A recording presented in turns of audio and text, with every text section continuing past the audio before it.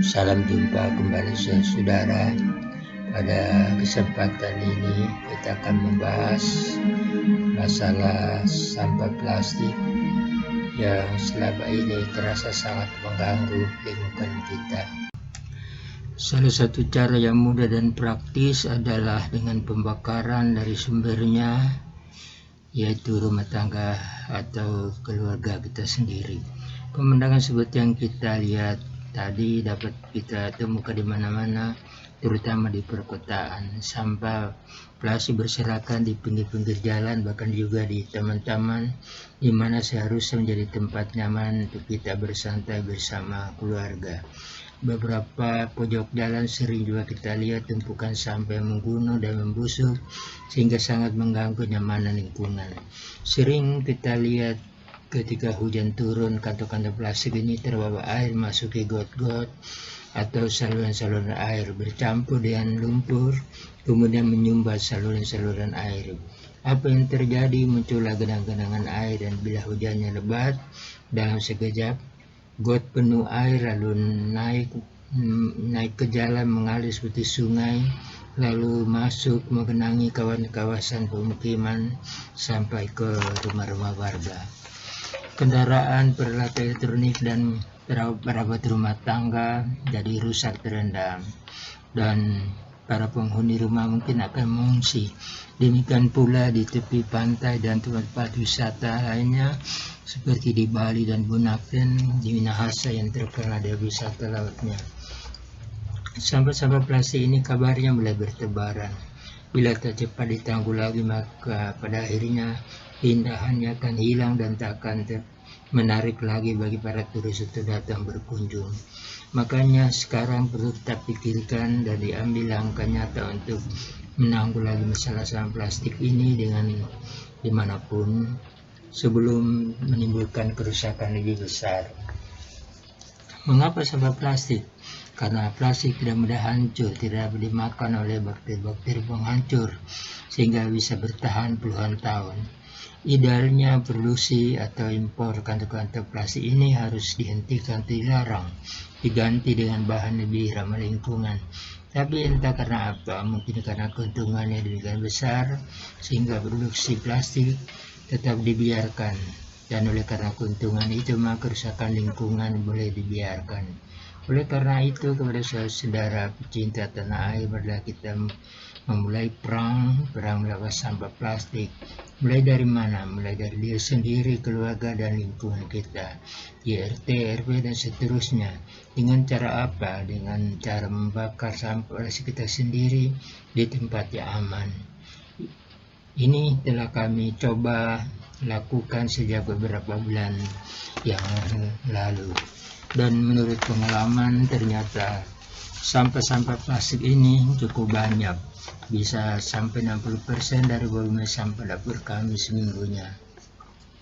Sampah-sampah plastik itu kami kumpul, kemudian sekali seminggu kami bakar di tempat yang aman, dan dalam sekejap lenyaplah barang cikal bakal penyebab bencana itu dengan hanya meninggalkan sedikit sisa berupa arang. Dari percobaan tersebut,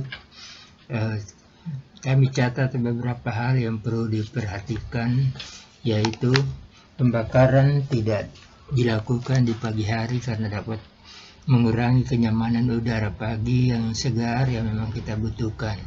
Mungkin pula banyak warga yang sedang olahraga pagi, sebaiknya dilakukan pada siang hari ketika sebagian besar warga tidak di rumah karena pergi kerja atau sekolah. Tempat pembakaran harus di tempat yang benar-benar aman, tidak terlalu dekat dengan bangunan, apalagi tidak dekat dengan barang-barang yang mudah terbakar. Ketiga, tidak dilakukan pada ketika banyak angin, sebab khawatir akan ada bunga api berterbangan. 4. Jangan lupa memakai masker untuk mencegah asap masuk pernapasan. Apalagi plastik mungkin mengandung zat-zat yang membahayakan kesehatan.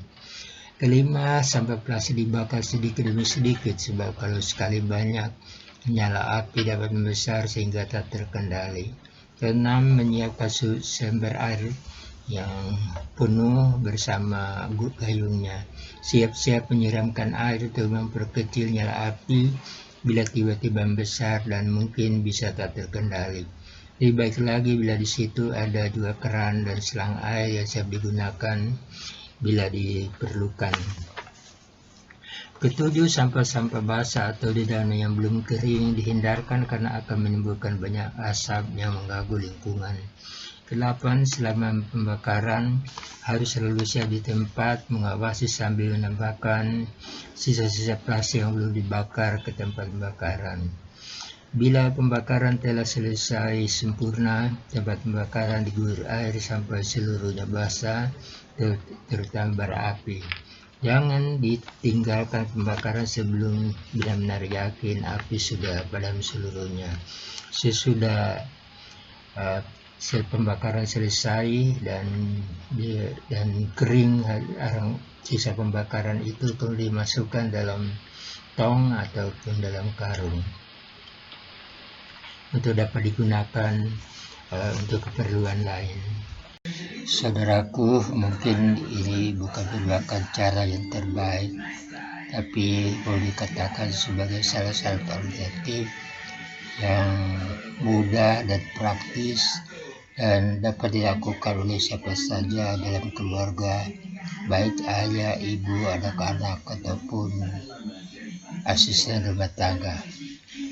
Kalau setiap rumah tangga, lingkungan, RT, RW, kelurahan dan petugas kebersihan bersedia melakukan ini, maka dapatlah kita berharap suatu ketika lingkungan perkotaan kita, sungai kita dan daerah kita dan juga pantai-pantai kita akhirnya akan terbebas dari sampah plastik, paling tidak menguranginya.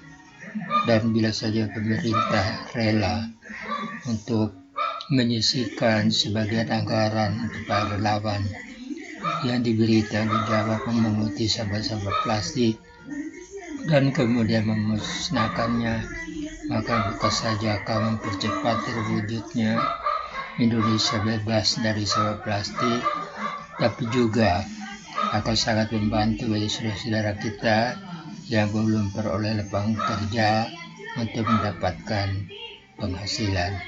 Mudah-mudahan